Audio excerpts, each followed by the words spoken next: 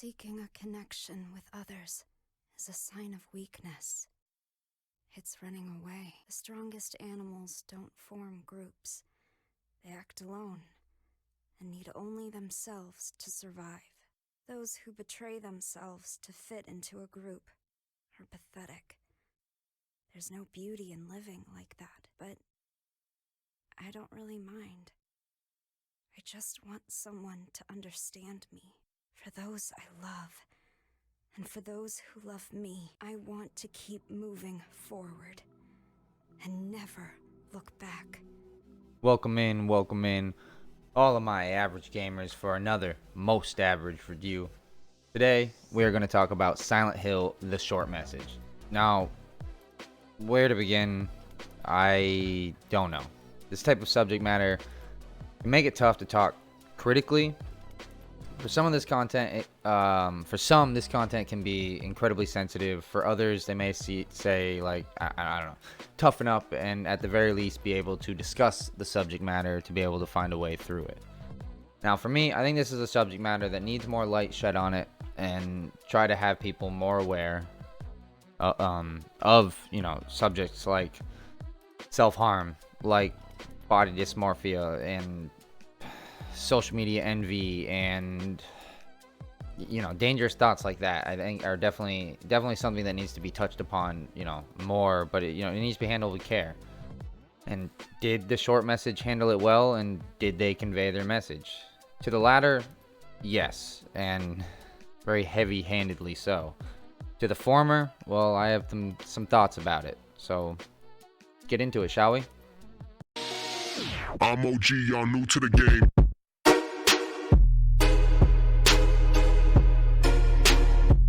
Now, do I think this is a good game? Well, I mean, what makes a game?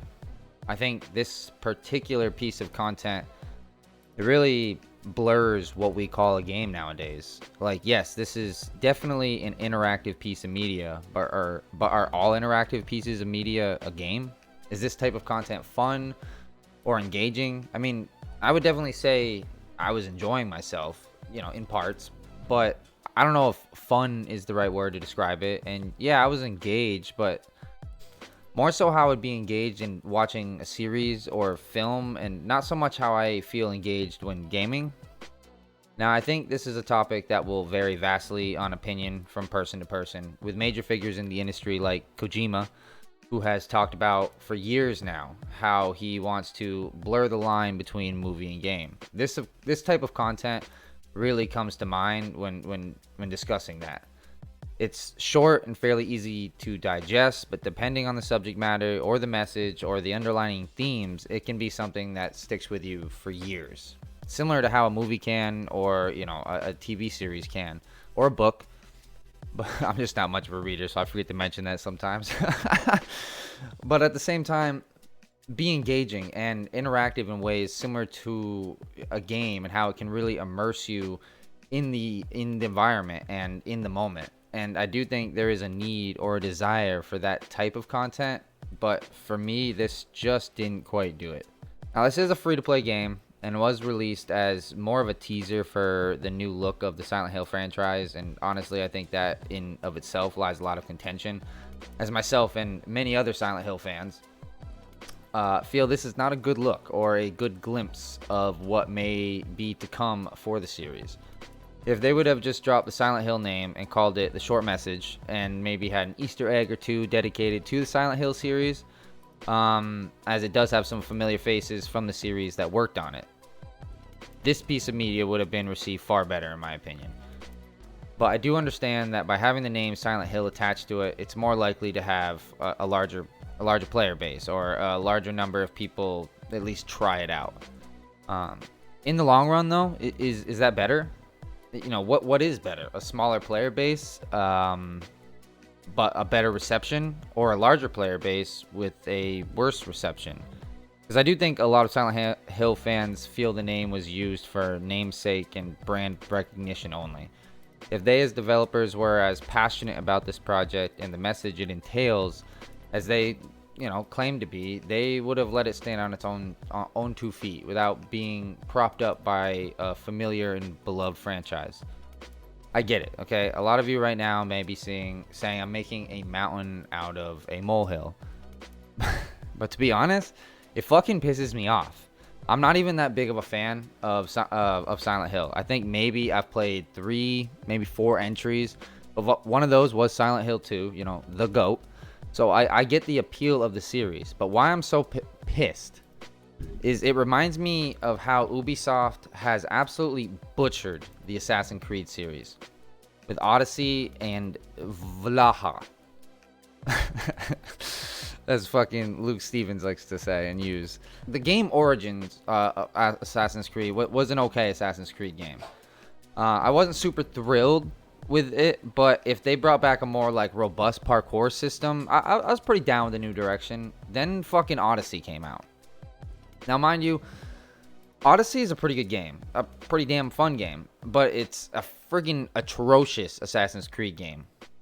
And Valhalla is, well, that's just a bloated garbage piece of shit that should have never been released.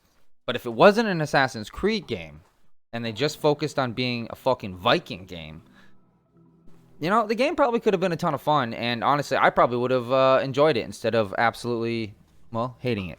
Bad girl gets an empty plate, no exit.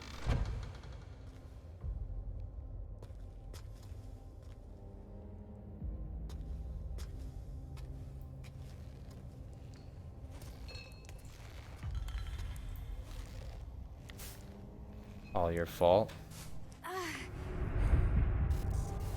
Now, you will probably have noticed, like, we're like halfway through this video, or so, I don't know, give or take. I haven't even really touched on any of the game's content within the Silent Hill, the short message. And that's because I'm having such a deja vu moment to when the trilogy of games came out, and how pissed off and disappointed I was with what Ubisoft did to one of my beloved childhood franchises. And it just feels like it's about to happen all over again with Konami and the quote-unquote new Silent Hill, with Blooper Team basically taking the lead on a few of the games. Now, that kind of makes me not have a ton of confidence, if I'm being honest with you. Now, mind you, I don't think Blooper Team are like bad developers or a bad, you know, team or anything like that. By no means. Nor am I trying to knock them down. I just think they are a AA studio trying to make games at a AAA level, really without the experience or knowledge to do so. With a series like Silent Hill, it needs nothing less than the best in the horror industry, and they just aren't it yet, at least in my opinion. Okay, let's try to circle back to the actual game itself. Let me start with my absolute favorite part of the game, and that's the world and environment design. It's absolutely top notch. Like, just take a second to look at this. Don't you dare go outside!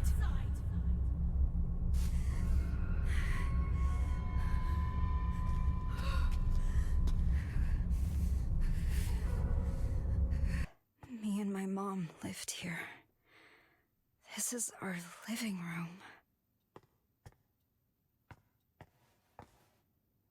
Why won't you listen to a damn thing I say?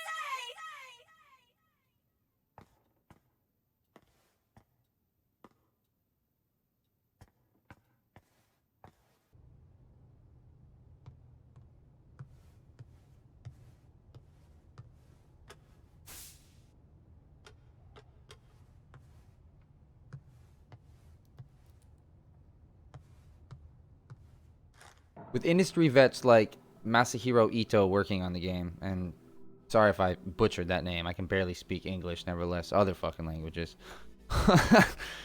That shouldn't really be a surprise to anyone. And the one and only monster design in the game is pretty damn good as well. Is this as fast as you can run? You got like some sort of like supernatural critter. Oh my god, what the fuck is that? Where are you? Holy balls, dude. That actually, I jumped back a little bit. I do like the design with the inspirations being cherry blossoms and self-harm, and how they incorporated those into the monster design. But I don't think it was nearly as frightening, really, or like scary in any way, like nearly as much as his older work from previous games in the series. I think the world was really well done. Both the foggy Silent Hill part and the rusty otherworld part. It felt incredibly believable, and the graffiti felt a lot more natural than I have seen in other games.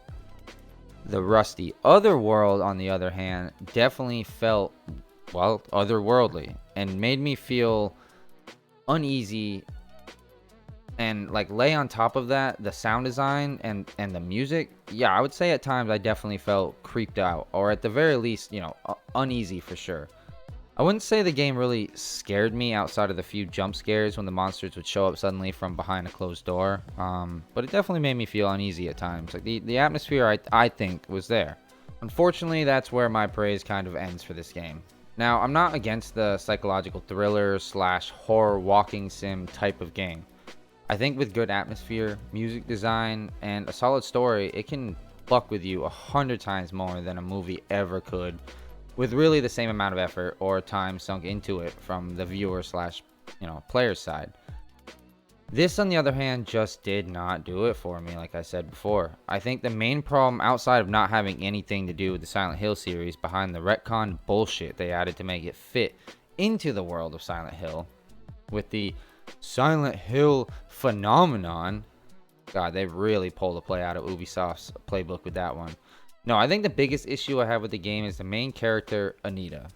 And it's really hard to think that name is purely coincidence with the way the main character talks and acts. And if you know, you know.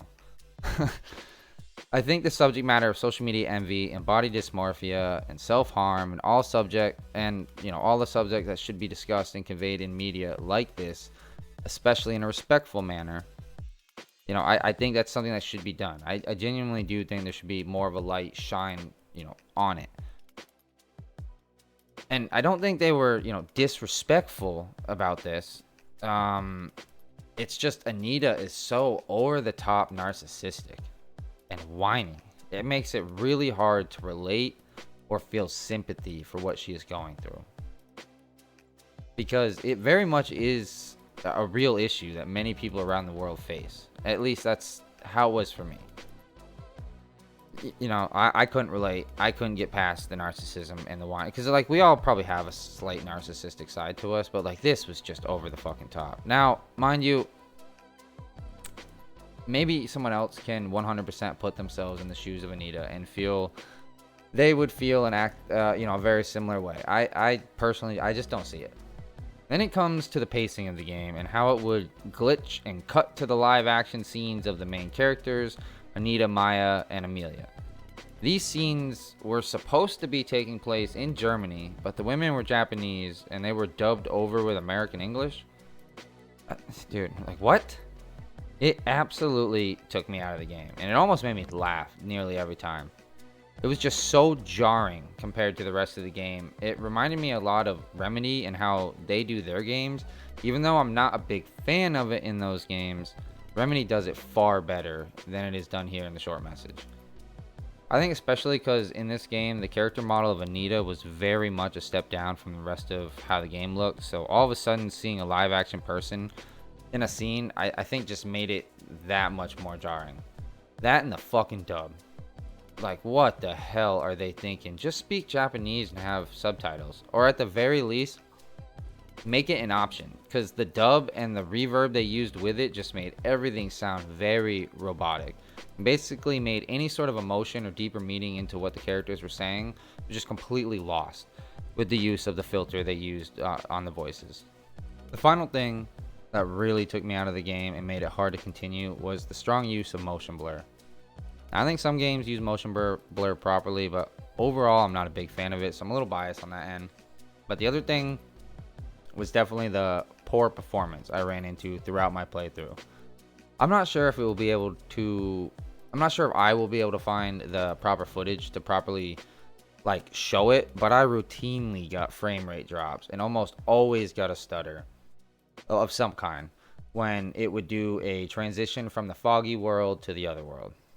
The game is only 2 hours long, give or take. So if a game in really one kind of environment with one FOV and running on current gen system only is running like this, then I'm not super excited for what this could mean for the upcoming Silent Hill 2 remake.